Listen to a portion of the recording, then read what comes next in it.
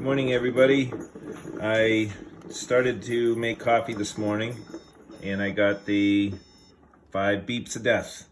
So I'm going to show you this morning how to fix this problem without having to buy any tools, take anything apart, anything like that.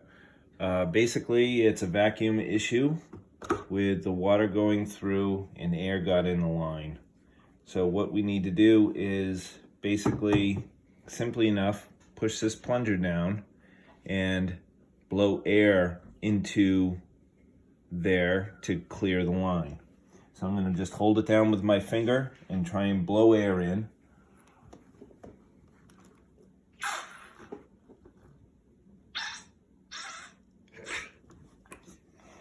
Hopefully that was enough air. There's water coming through. Put the plunger back on. Hear the water going in. Now let's see how we did. Wait for it.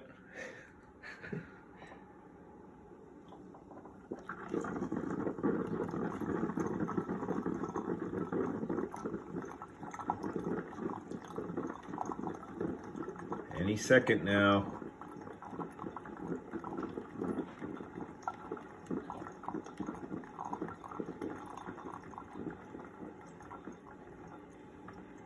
I think our problem's fixed.